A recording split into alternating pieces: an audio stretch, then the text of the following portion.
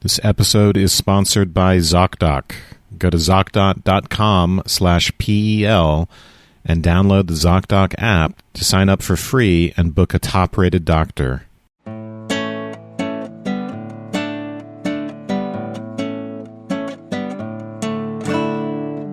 You are listening to The Partially Examined Life, a podcast by some guys who were at one point set on doing philosophy for a living, but then thought better of it. Our question for episode 286 is something like, what is causality? And we read Nicholas Malebranche's Dialogues on Metaphysics and Religion, Dialogues 5 through 7, plus selections from 8, 9, and 12 from 1688. For more information, please visit partiallyexaminedlife.com. This is Mark Linsenmeyer in Madison, Wisconsin, and I lost the power over the part of my brain by which every change in the world is invariably followed by some new thought. Oh. This is Seth Paskin in Austin, Texas. Oddly, only occasionally, but always directed by God to follow His will. This is Wes Alwan, very much enjoying the laws of the union of soul and body in Cambridge, Massachusetts. And this is Dylan Casey, occasionally colliding with the bookcase and getting a bruise in Madison, Wisconsin. All right, we are continuing more or less from last time. Wes was wondering if we actually got all the way to the end of Dialogue 4 last time. I think we at least talked about all the themes from those first 4 dialogues last time. And there were things that we were confused about how the epistemology worked, that I think we should be able to sort out this time. So maybe we should start off just kind of reviewing our new understanding based on what happened last time and the first couple dialogues here of what his rationalist epistemology amounts to. Do you guys remember what the issues we had? I remember we were kind of wondering. No, man, we've been through the holidays. That's like a lifetime ago. Well, I remember we were wondering about how physical objects, how substance out in the world actually affects us. Because on the one hand, it seems like it's bumping into us all the time. It's giving us these ideas. But on the other hand, well, we're not totally sure that's even there. And really everything that we know with any kind of certainty, with any kind of clarity, comes from the understanding, comes from this intelligible world of ideas, more or less straight from God's mind. And so how those two things fit together was the issue. The first part of that about the causality, I guess the thing I was getting out of this was you maintain all the laws, right? It's just that the laws that we have that are regular in the world aren't inherent in the world. They are instituted and activated by God. And so we relieve ourselves, but all that law-like behavior is still there. It's just made to appear law-like in that particular way. Right? So you could do experiments, I expect, to get what those laws were, but those laws would not be powers of the world. You know, this is what he gets at in the fourth dialogue in section 9, right? He asks us to think about that eye pressure trick where you can induce a qualia, you can induce the experience of light without there actually being light out there causing it. And that's because there are what he calls these, laws of the union in the soul and body, which is I think in this reading for today, he calls it the general laws of the union of the soul and body, which I just gave an acronym to called GLUSAB, because I don't want to keep writing it in my notes. So that's the acronym. It's like GLUSAB this, GLUSAB that. It's almost like I'm talking about some alien creature. And then I'm starting to get confused. Is God really necessary here? Or should I just talk about the almighty GLUSAB? But anyway, the laws of the union of the soul and body. These are laws that God basically adheres to, even if it leads to deception, as in the case of dreaming or madness or pressing your eyeball and seeing light when it doesn't really exist. There are certain correlations between qualia and these physical brain states. That relationship is kind of fundamental and brute, right? You can create a ledger of correlations between brain states and mental states, but that's not a straightforward, quote unquote, causal relationship, which is something that's very important to Malebranche, right? We might want to speak of causes between bodies, which it turns out, strictly speaking, we can't. But at the very least, we know that a mental state and a physical state, these are two radically different things, and we can't derive the mental state from the physical state. So what we get is a kind of ledger united by these laws of union that God has basically rigged. The ones you're talking about specifically are mind-body relations. So you sort of have laws by fiat that are the relationship between mind and body and how we perceive things and stuff like that. But the same thing would hold true for the relations of bodies and bodies, that those laws of collision and stuff like that, those laws would be those same kind of laws. They would have law-like relations that could in fact be determined, but they are not causal. The ball hitting the other ball isn't the cause of the other ball's motion. Yeah, so that's what he gets into for today's reading. And he does mention that in the fourth dialogue. So it says, just like there's no causal relation between mind and body, there's no causal relation between body and body. I'll show you that later. Yep. That's what we're going to be talking about today. How does he show us that there's no actual causal relationship between body and body? So the epistemological point that I was fishing for is that our sensations just kind of get our attention in order to then evaluate the way in which glue-sab is, I'm going to start trying to use that too, is being instantiated in any given case. In other words, is this particular perception veridical or not? Then we have to completely use reason. Even when I'm looking at a book in front of me and my senses are telling me the book is there. Well, my senses are really just giving me a ping. Something's going on. And I have to then use the ideas that I already have of extension, of substance, and reflect on those about the intelligible relationships. Let's see if this is where this falls off the track. Intelligible relationships between the various things. So if I'm going to confirm, I'm going to try to reach out and touch the book. I'm going to heft it around. I'm going to do whatever scientific tests that I want to do to make sure that what I thought was just an immediate perception, I'm just aware without any doubt of the books being there. But no, it's really just because I've gotten some news and I need to use my reason to confirm it. The beginning of the fifth dialogue is actually really informative with respect to what you're talking about, Mark, because it's going to tell us about schematization. It's going to tell us how a particular geometric figure that we've imagined or we've drawn in the sand or on paper could stand in for something general. Seems like if we were doing a proof for say the Pythagorean theorem for a particular right triangle, we're not really doing that for all right triangles. And hey, anyway, the thing we've drawn on paper isn't exact and isn't really a triangle because we could never get that perfect. But somehow, even though what we're doing is on paper and in the sensory world, it's somehow also not in the sensory world. What we're doing really is just about the intelligible realm. So some of this example of triangles applies generally epistemologically, right? All of the formal elements of our experience and the law-like generalities and all of that stuff belongs in that God-grounded domain accessible through reason. And our particular sensations, Mark, you used the word remind, they sort of stimulate that formal component, right? So for Kant, the mind would jump on that and apply its categories, right? By contrast, for Malebranche, where we're talking about all this stuff being outside of us in God, let's say, or in some fundamental ontology, it's aroused by, or we're reminded by the sensations. It sounds very Platonic, but we're in the intelligible realm when we're doing anything that involves knowledge, per se. Do you see the connection to the triangle thing with a square at the beginning?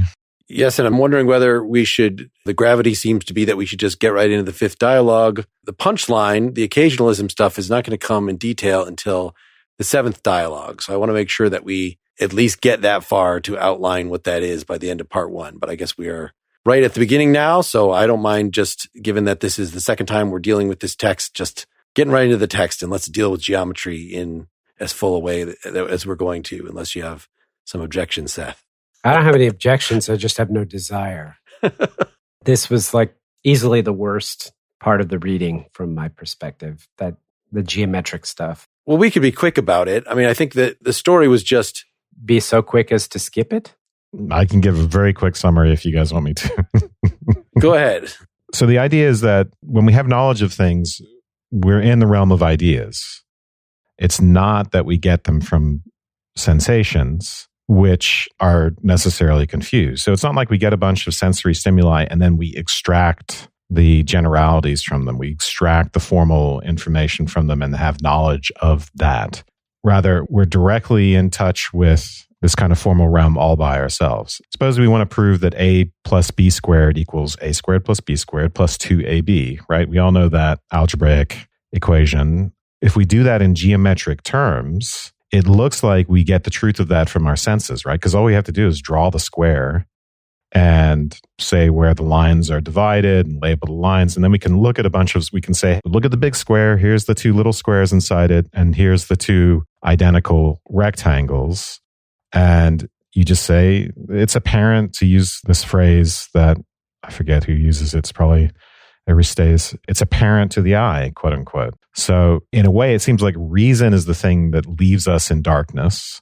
And we can see that when we try to do the same thing with numbers. When we just do it as a number thing, it's far more abstract and far less intuitive. So the idea here is that geometric demonstrations are grounded in spatial intuition and ultimately grounded in the senses. And then the move in the second section away from that is to say that actually it's not that we're getting this information out of the senses, it's that we get it from reason, quote unquote, joined to the senses.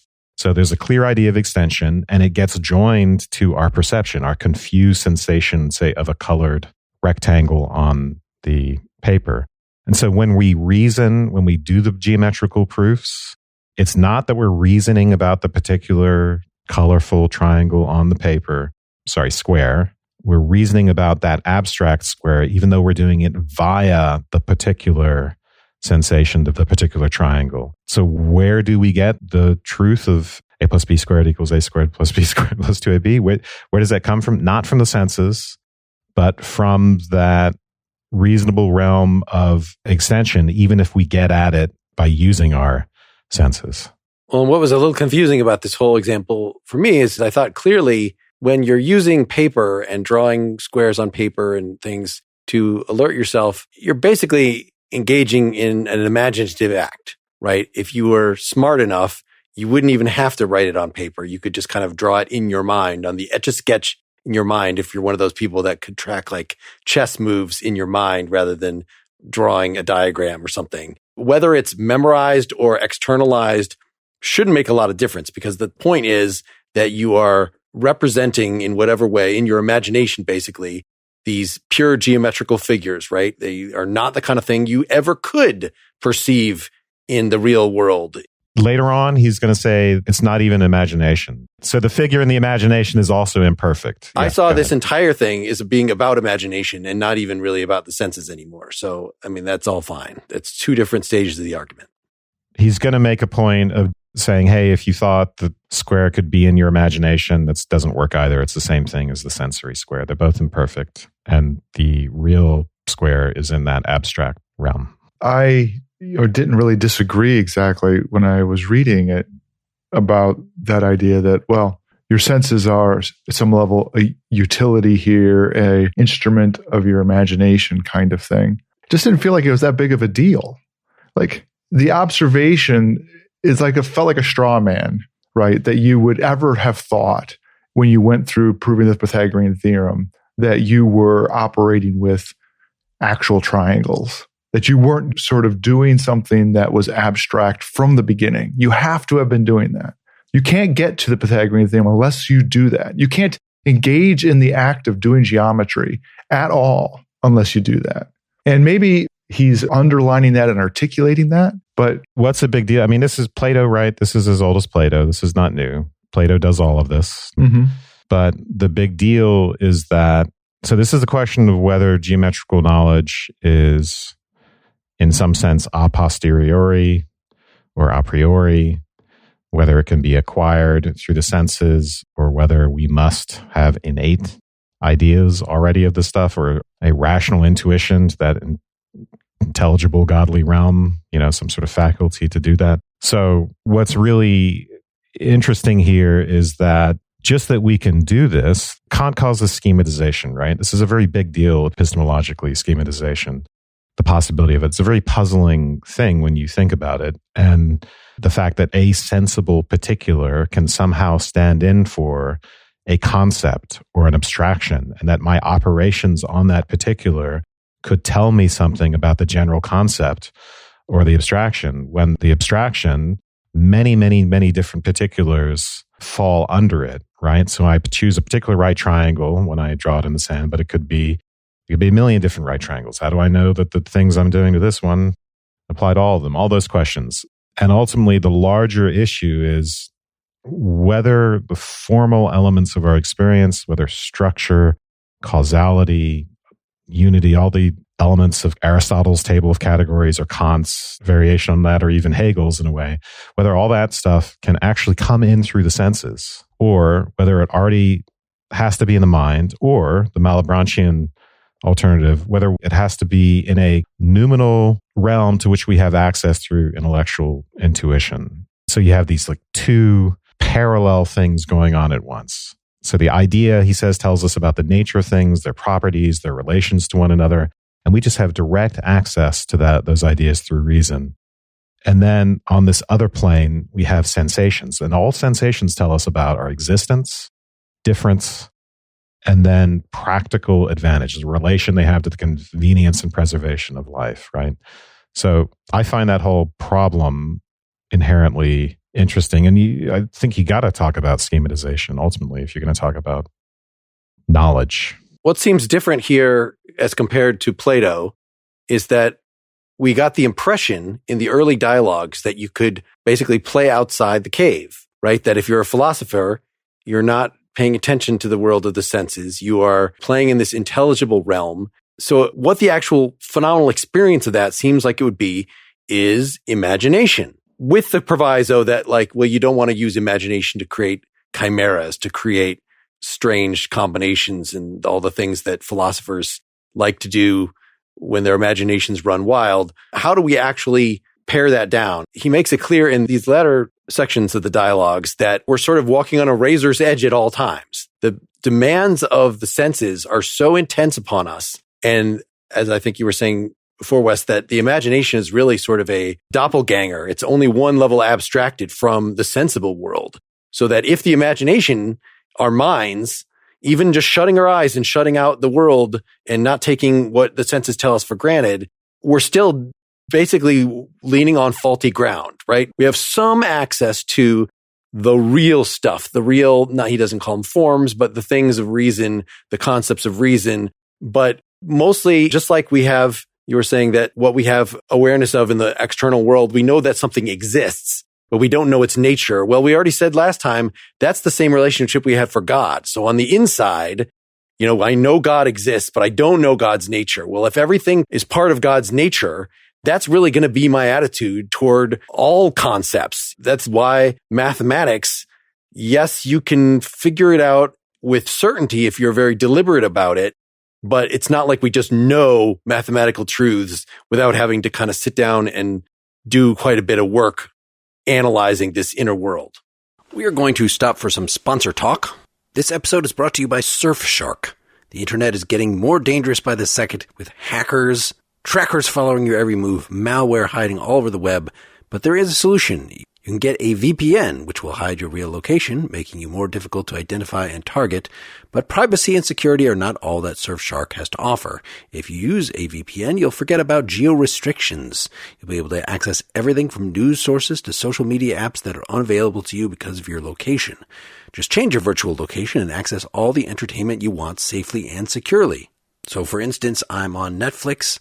I want to see Star Trek Discovery. That is not on Netflix in America. I switch it to Netflix Britain. Hey, there it is. There are many, many, many instances of this, many more than you think. And you can try out Surfshark completely risk-free because they have a 30-day money-back guarantee. Get Surfshark VPN at surfshark.deals/PEL. Enter promo code PEL for 83% off and 3 extra months free, or just click the link in the description. That's surfshark.deals/PEL with promo code PEL for 83% off, 3 extra months free.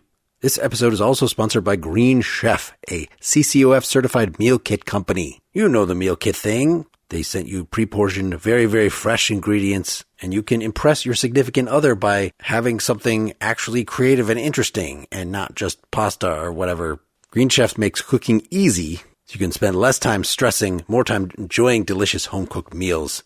They've got pre-made and pre-measured sauces, dressings, and spices to get you more chef-curated flavor in less time. Yes, once in a while, I like to go find a recipe on the internet, go to the store specifically to buy those things, bring them back, make it, but that's not something that I want to do routinely. Green Chef is so convenient And with fresh produce, premium proteins, and organic ingredients you can trust, Green Chef is the #1 meal kit for eating well.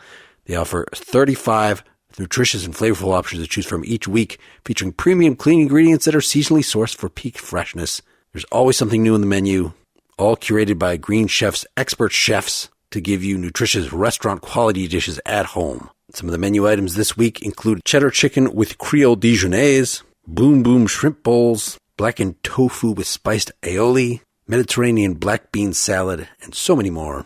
They've got options for every lifestyle, including keto and paleo, vegan, vegetarian, fast and fit, Mediterranean, and gluten-free. I'm super excited to be getting my first Green Chef kit this week. I'll let you know next time how it works out. I should point out Green Chef is now owned by HelloFresh, and with a wider array of meal plans to choose from, there's something for everyone.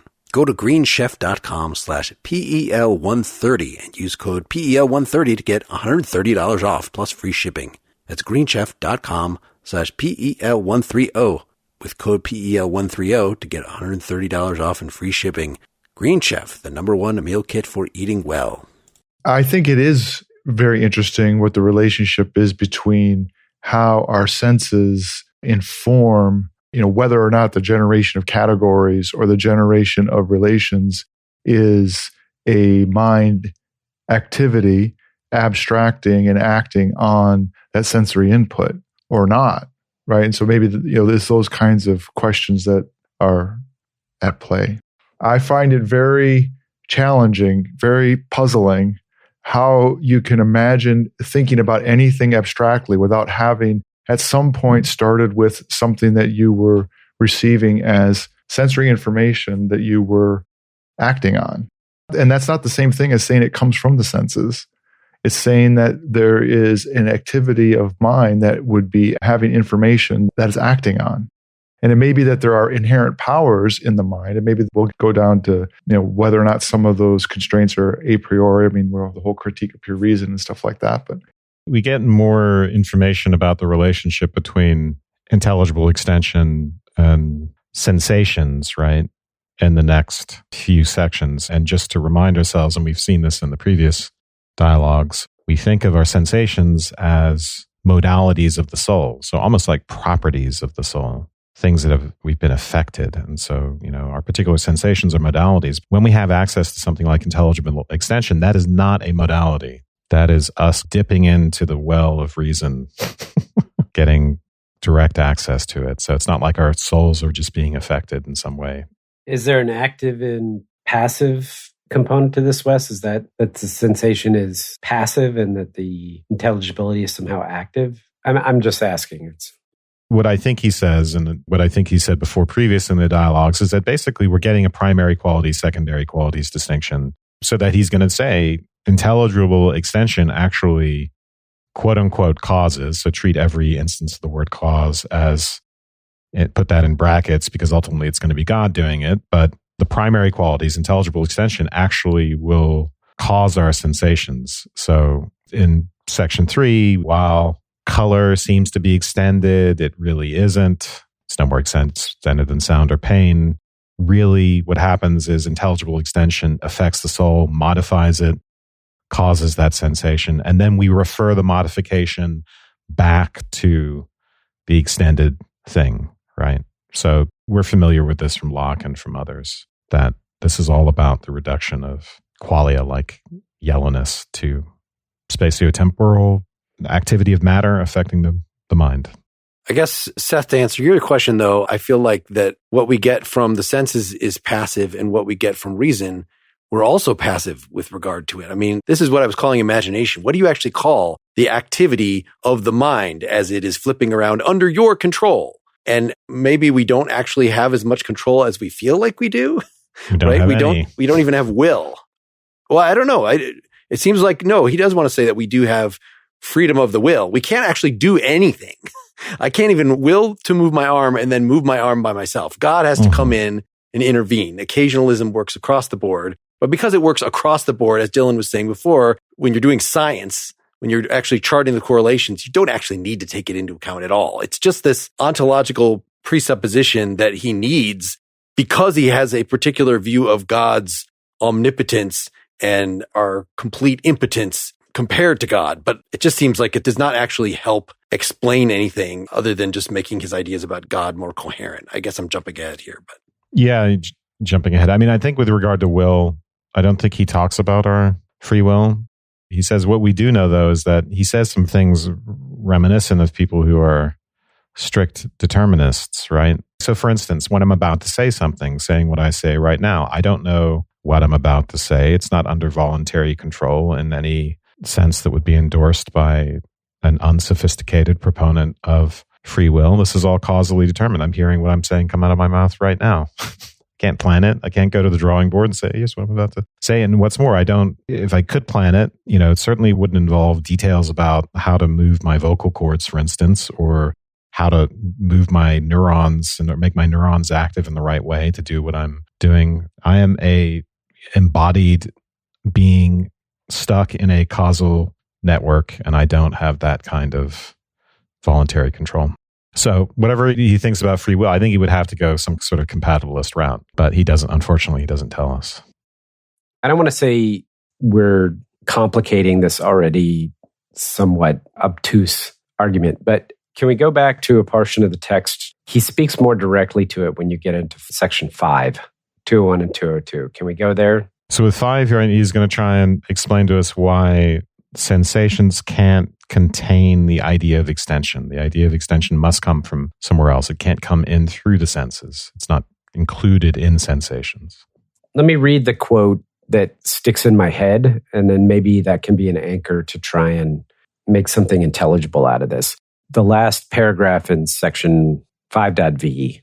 Therefore, you must not be surprised, my dear Aristes, that you can learn certain evident truth by the testimony of the senses. Although the substance of the soul is not intelligible to the soul itself, and though its modalities cannot enlighten it, sensations cannot enlighten it, these same modalities, when they are joined to the intelligible extension, which is the archetype of bodies, and they make this extension sensible, can show us the interrelations in which the truths of geometry and physics consist. But still it is true to say that the soul is not a light unto itself, that its modalities are only darkness, and that it discovers exact truths only in the ideas contained in reason. So sensation combined to the intelligible, reasoned extension. So somehow there's an activity of the mind that has to connect sensation with ideas, essentially, through reason. And it's only in that way that then somehow the sensations then in turn can manifest or color or make the intelligible practical. I'm struggling to understand how this is supposed to work. I think the way to think about it, just bracket the whole God is force. Let's talk about sensations and ideas or intelligibility. Yeah. So if we were Kant, we would just say, hey, there's this data that comes in, and then our mind goes to work on it and adds all the formal stuff, right? What's the correlate of that if you don't want to be someone who says it's all in the mind? You establish an external domain where all the formal stuff is, and you say that somehow the sensations are connected to that, and ultimately God is going to play his role in implanting the right sensations in our mind at the right time, but we'll talk about that later.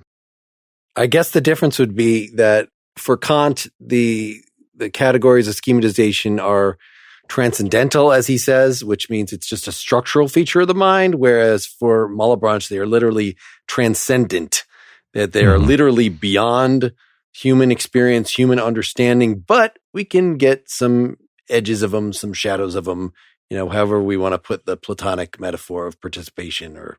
Well, we have direct access to reason, right? So we get very solid knowledge of math. Yeah, to intelligible extension, right? Yeah. We have direct access to intelligible extension. Yes, I'm overstating. Everything is not like the idea of God. There's plenty of things.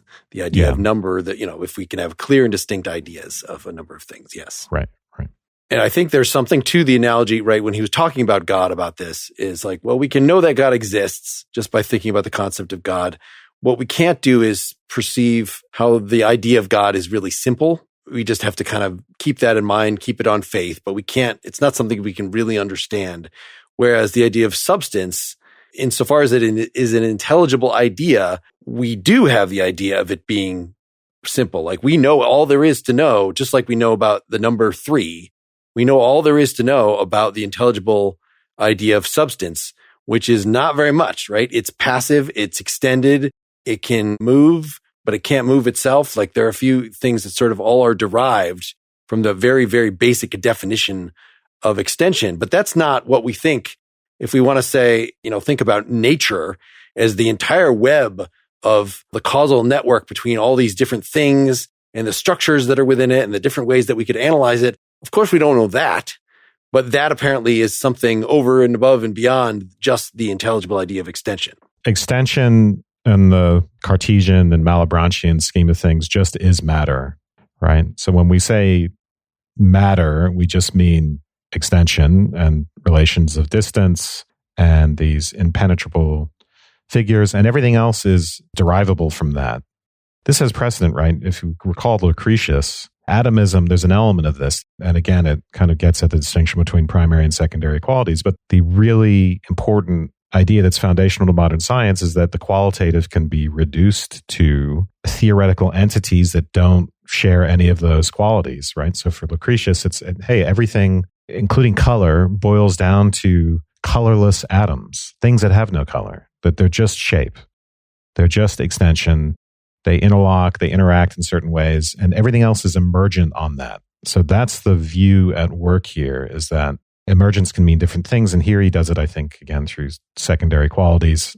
But everything is emergent on the interaction of matter and mind, where matter just is extension.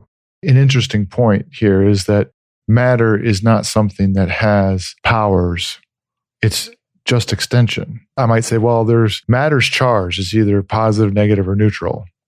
And that is an inherent characteristic, a power of the matter. Someone like Malebranche is going to deny that and say that it's going to be an arrangement of the matter, of its extension, that gives rise to that. Yeah.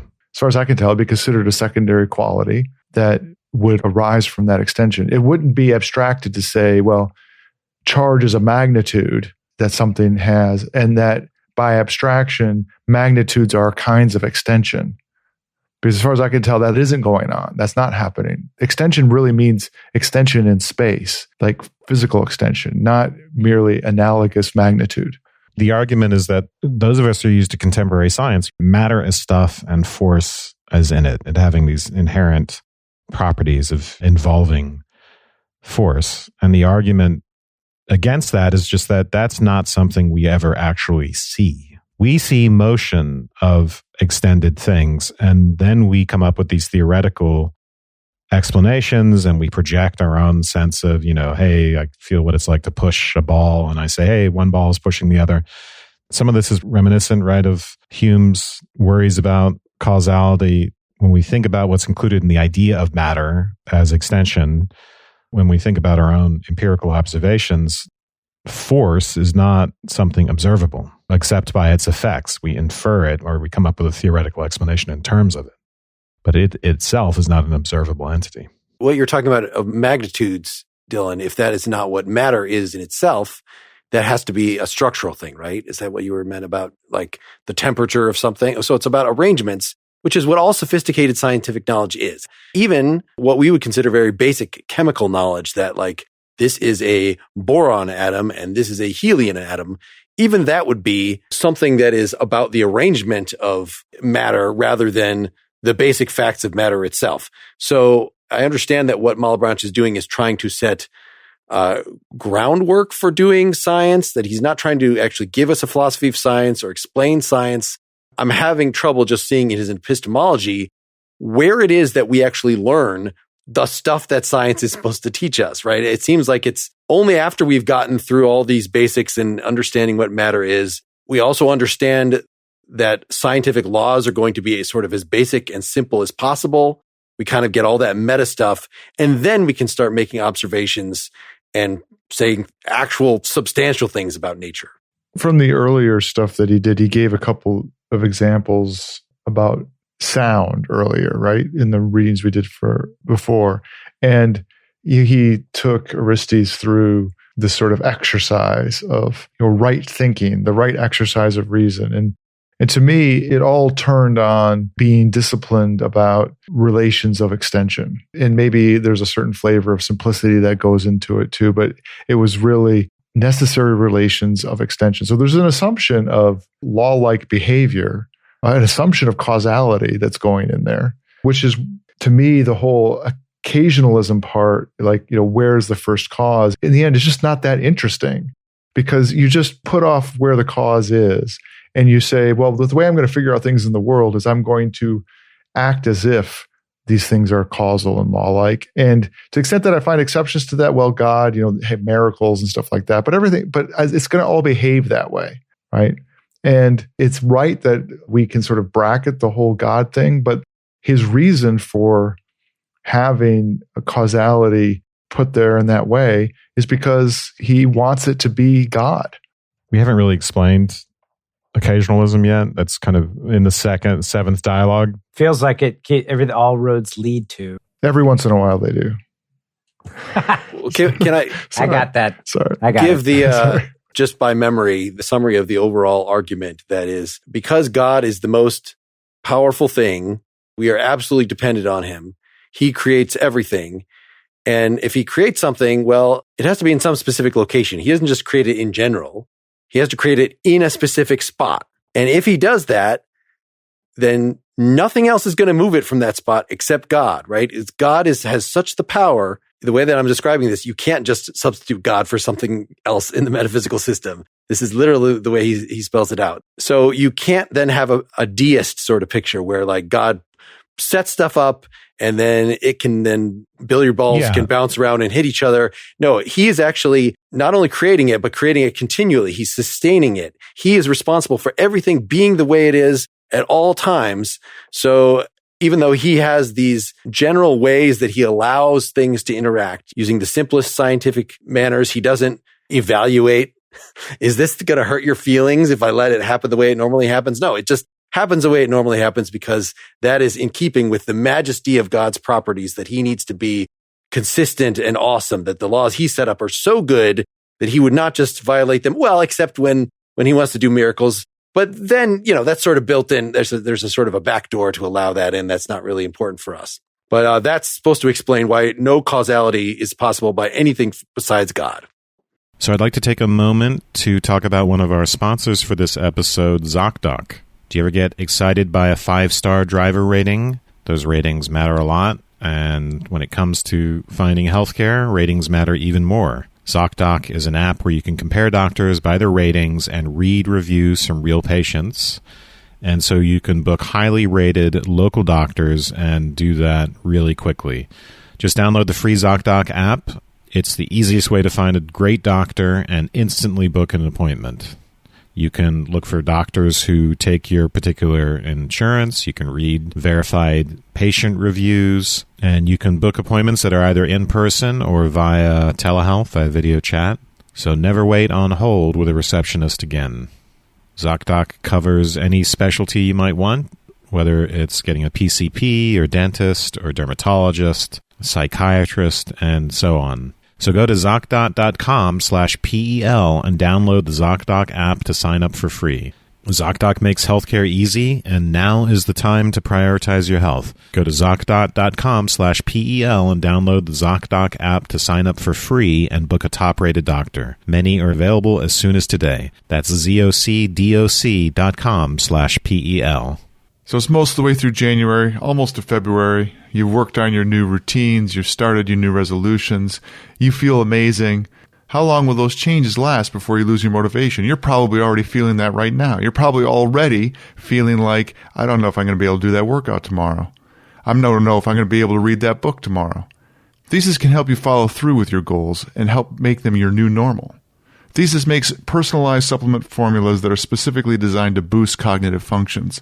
It's based on the science of nootropics, which are natural and powerful ingredients like caffeine, ginseng, and B12 that increase productivity, focus, energy, and mental clarity. Feel energized without the crash, cut through the brain fog to think clearly, or get a little help with motivation to find your flow. Take their 3-minute online quiz, and Thesis will recommend high-quality nootropic formulas that are unique to you and your goals. Over 60,000 entrepreneurs, lawyers, engineers, busy professionals, and parents have used Thesis to get better results at work and home. Imagine what you could do with Thesis. Right now, Thesis is offering our listeners 15% off your first starter kit when you visit takethesis.com/PEL.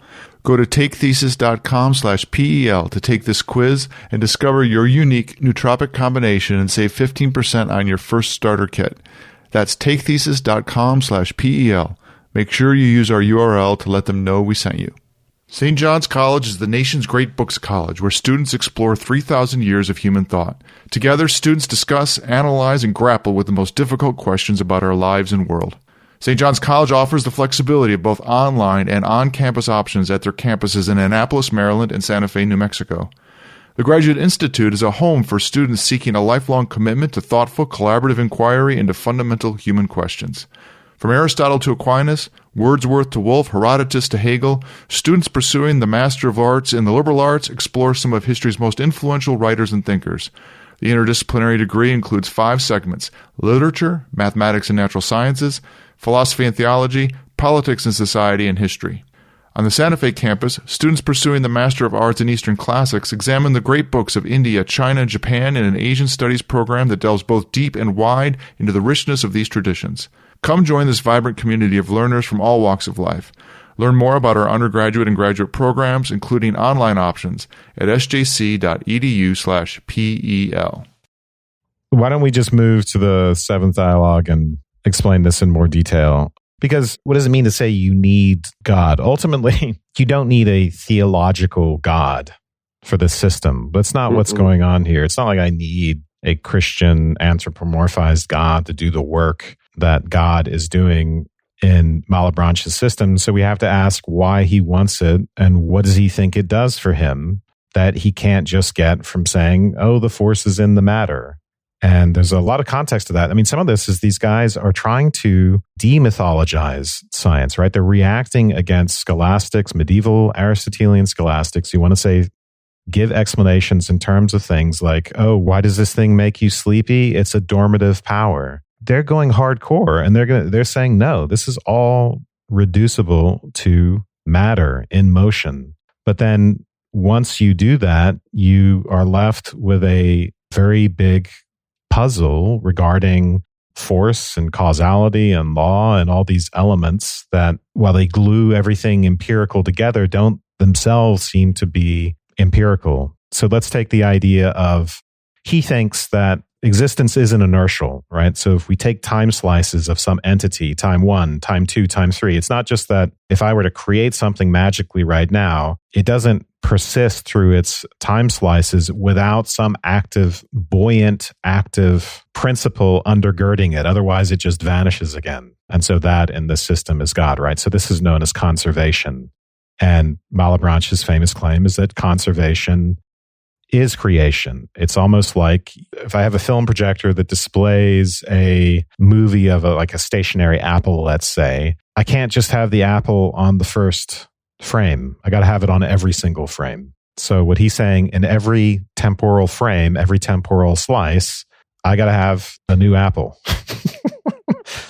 Conservation is creation. It's not just that I start out with one apple and then, hey, it's there and time does its thing. So I don't know how you defend that idea exactly, that existence involves this underlying active engine for each time slice. But if you accept that, then the idea is that movement, right, is just, if the apple moves, it's varying its location in the frame, and God is doing that, whatever underlying buoyant active principle creates and conserves the thing, does it in whatever place it is. So if it's in a different place, it did it in that place as well. And finally, when we get to the whole idea of objects bouncing into each other and causing motion in each other, there are very, very good reasons to think of that in terms of one object transferring a magical force to another object. And that's what he's trying to work out. So he's working with some very real problems. And by externalizing force in a way in his ontology, even if it's crazy solution once you call it God, it's a motivated solution to a real problem.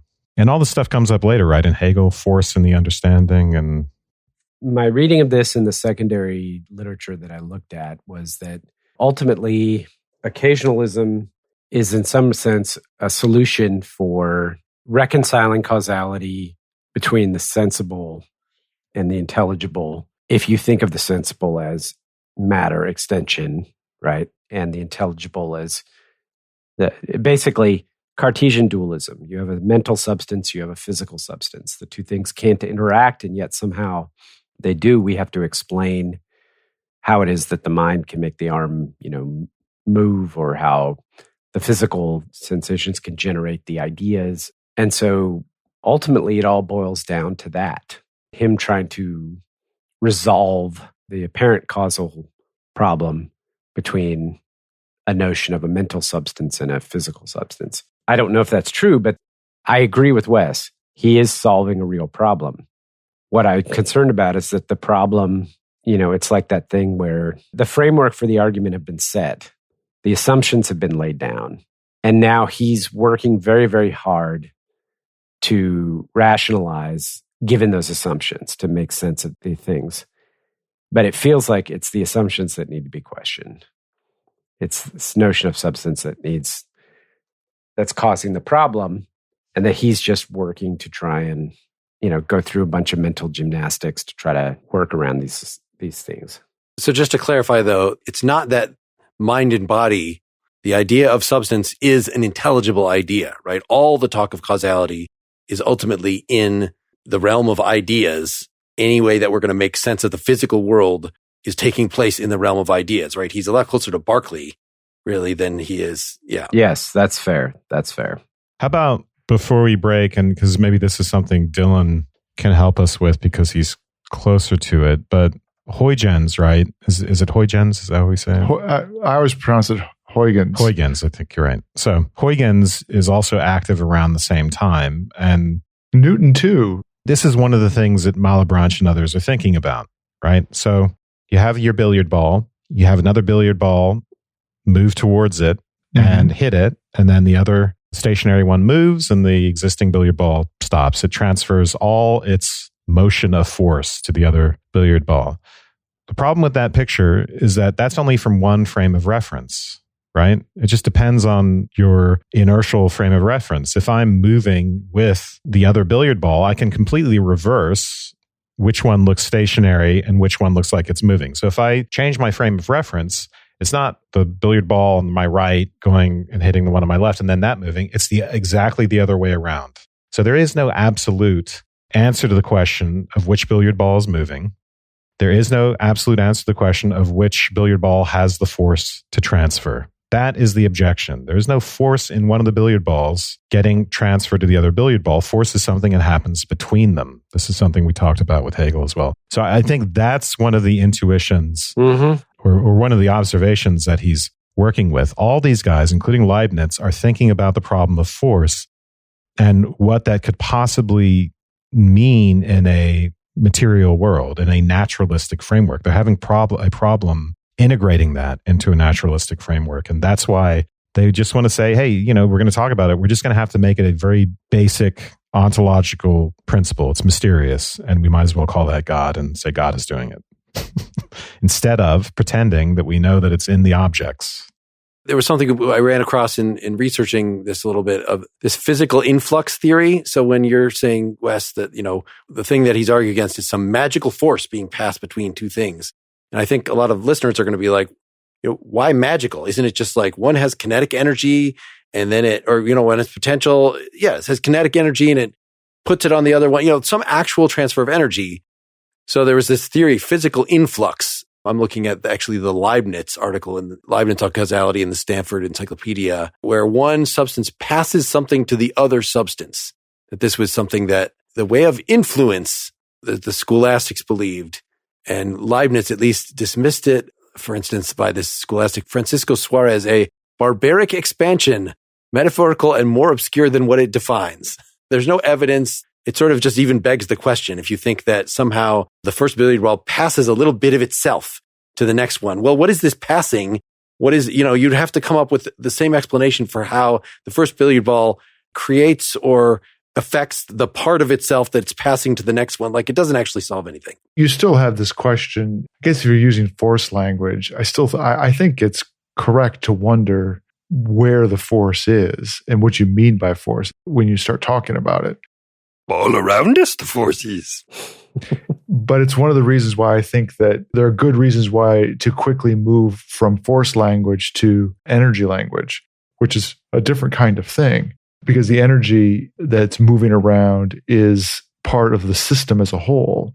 You move to energy language and momentum language and conservation talk, where the system is conserving those relations between one another.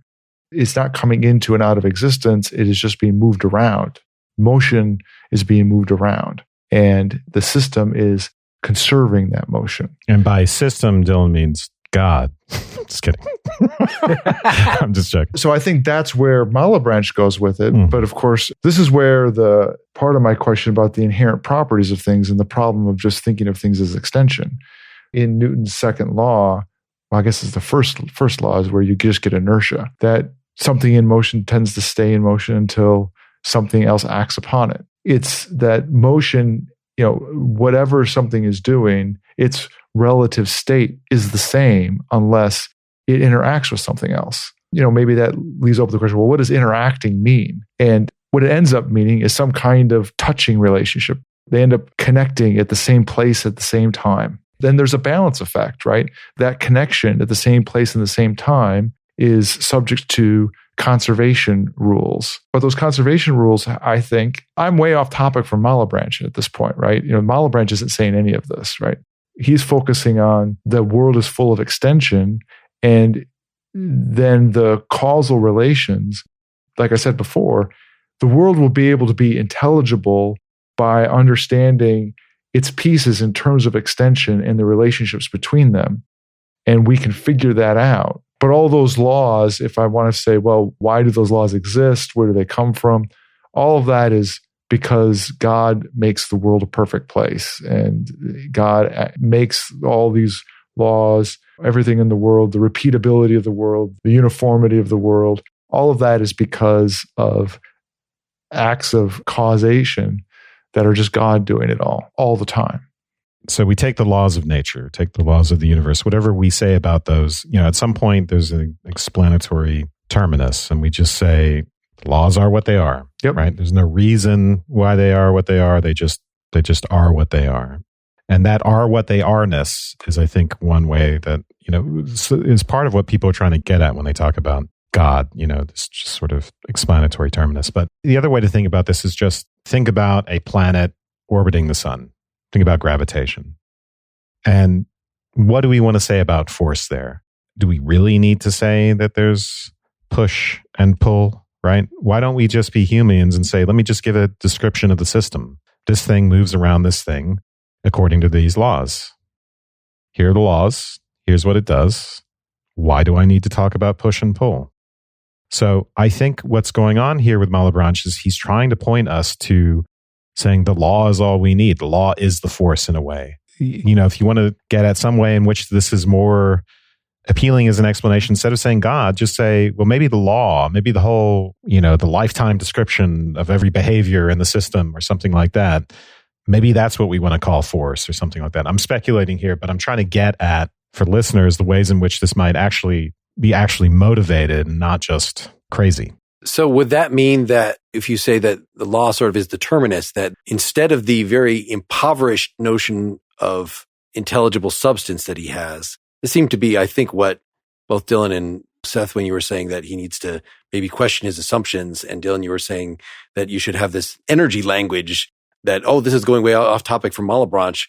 Well, that's because it's going off topic from Malebranche because Malebranche had such impoverished basic concepts that he thinks this is all that our mind can understand about what nature is. And it's got to be just, something that is, as we've been saying, comparable to a basic atomism of a Lucretius or a Democritus, when really the idea of energy opens up some additional basic building blocks. And maybe we should say that is the basic thing beyond which no further supporting substance, God, or whatever is necessary. That's not just taking Malebranche's explanation and changing the terminus from God to something else, from God to law. It's changing the whole epistemology and saying that his idea of substance is wrong, which is like the absolute core of the theory as far as I'm concerned. Yeah, I don't think so. I think there's a broader worry that doesn't depend on the fact that he's doing Cartesian vortex theory with extension as his basis for, it's a naturalistic framework. The same question arises with regard to any naturalistic framework. How do you deal with law, with force, with certain invisible and formal structure, all of that stuff? Well, that is very, very charitable. I'm glad that you have an interpretation of this that makes it. It's not charitable. I find it exciting and really fascinating, and it really helps me understand what Hegel is up to and other philosophers. Like it fits into the bigger picture. Let us wrap up part 1 here. We're, of course, have lots and lots of more text to go through. If you want to hear that, need to listen to part 2. Supporters can get that right in your feed.